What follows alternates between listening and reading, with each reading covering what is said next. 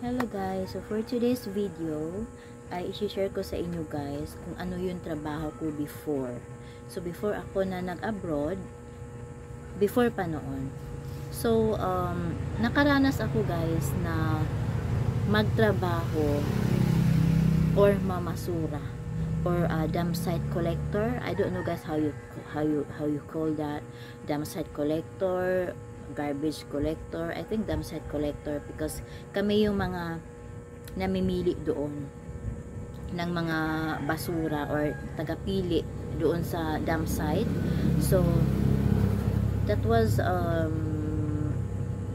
good experience for me, you know, because I experienced everything. So you know guys, bukod doon, you earned money also kasi pwede mong ibenta yung mga kalakal. So bukod dun sa mga makuha mo, mga ngalakal ka ng mga bote, kung ano-ano, mga tanso, kung ano-ano dyan na pwedeng ikalakal. So ilalagay mo yun sa sako and then dadalhin mo siya dun, pipilian mo kasi mayroon naman tagapili. And ang pinaka the best doon ay nakakauwi ako ng mga stuff from the dump site, like coffee, milk, like soap, shampoo, everything guys. Even naka-jackpot ako before yung malinis pa siya na mga blanket, pillow, yung bang tinapon sa mga malls, ganyan. Hindi naman lahat din, kung maswerte ka ay makaka-jackpot ka rin ng mga bago, yung hindi pa gamit. So ang hirap din kasi nga ang init, at isa pa doon kailangan mo magsuot ng sombrero, kailangan balutin mo yung mukha mo, and then magsusuot ka ng jacket, and of course bota, kasi nga hindi pwedeng wala kang bota doon dahil makitinik ka kasi ang daming mga basag-basag na mga kung ano-ano. And of course guys, magdadala ka ng parang pamalo na ganun, kasi pag nagpili ka ng ganun, hindi pwede na yung kamay mo kasi maraming mga bubog. And ang isa pa doon guys, sorry for my words, yung mga uod, yung mga worms na yan, grabe talaga guys, at napakabaho kasi nga yung mga dump site na yun is lahatan, like sa mga hospitals na mga basura, lahat-lahat talaga guys. Meron pang doon na tinapon ng mga patay na mga baboy. Oh my god, ang baho talaga. So na-experience ko yan before when my kids, when they were so young. So I remember the year, that was 2013. Maliit pa yung bunso ko that time, yung youngest son ko. I think maybe he's just only month old, like that. So nagpunta na talaga ako dun guys, kasi ako yung tao na hindi, ayokong umasa. Ang nangyari kasi, nainggit ako dun sa mga kapitbahay namin na pag uwi nila, ang dami nilang dala. Sabi ko, why not na hindi ko i-try. So tinry ko, sumama ako sa kanila. Nakadala ako guys ng kung ano-ano talaga pag uwi. And then kung meron lang akong pictures ng house namin before, how it looks like guys, oh my god, talagang tagpi-tagpi lang yung bahay namin before. And then nakakaloka siya, hindi ako nahihiya. So yun alam mo guys, yung kahirapan ang ginawa kong inspirasyon. So yung kahirapan, yung kagipitan namin sa buhay, yung talagang ginawa kong inspirasyon para ako magpursige. At talagang guys, 2017 talagang ninais ko talaga na mag-work abroad. So 2017 nga nag-work abroad ako after that, because sabi ko yung mga anak ko is lumalaki na, and plus the father of my kids, you know, he loved to gamble. So he have work, but he always go to the yung bang sabungan kung tawagin dito sa atin. So lagi siyang pupunta ng ganun guys. So ako sabi ko wala tagang patutunguhan na to, an isa pa namumugbog. So sabi ko talaga, kahit maliit pa yung mga anak ko, you know, 2017 when I work abroad, yung youngest son ko is 3 years old lang, yung eldest son ko is 10 years old. So kung gaano kahirap guys na magtrabaho abroad, and as a single mother before. Kasi guys, yung tatay ng mga anak ko, we've been together for 15 years. We have 4 kids, but He always abused me, He slapped on my face. He almost killed me also. So, kaya nagpursige ako mag-work abroad. Ito guys, nakakatuwa siya kasi marami akong naging experience. Alam niyo ba guys, yung mga kape na yan before, oh my god, talaga nakakalibre kami ng iba't ibang klase. Sako-sako yan kasi may tinatapo yung Nestle dito sa amin dati. Nakakaloka talaga. And kailangan mo lang talaga magtiyaga, ganyan. So ang dami naming kape, iba't ibang flavor talaga. Mga gatas, yung bang to the point pa talaga guys, yung nakakakuha ako ng mga milk formula for my kids. Ginadala ko yan. Yun ang pinapainom ko sa anak ko. You know, kasi nga sa kahirapan ng buhay. And of course, hindi ko siya kinakahiya kasi nga naging experience ko yun.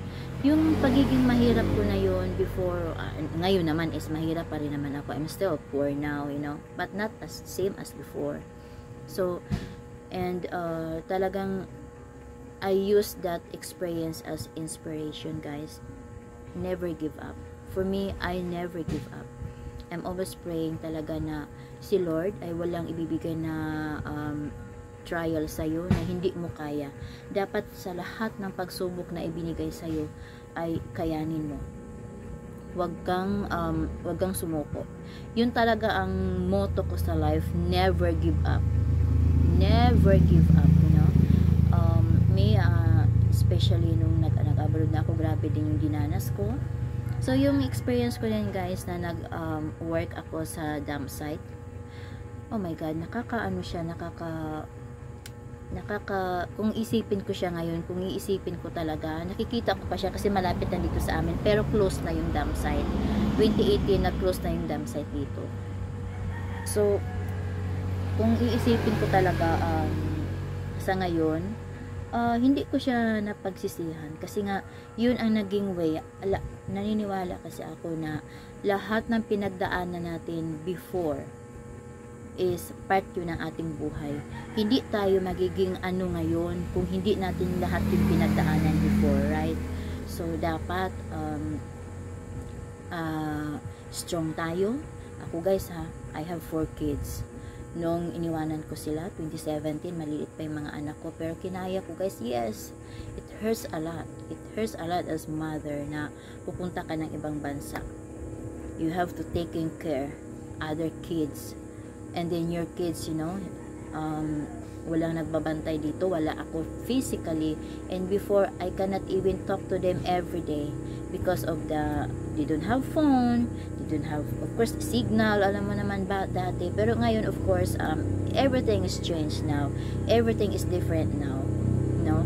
Dapat lang talaga magpursige, wag kang magstay. For me lang ha, wag kang mag-stay kung ano ka before. Dapat you have to level up, you have to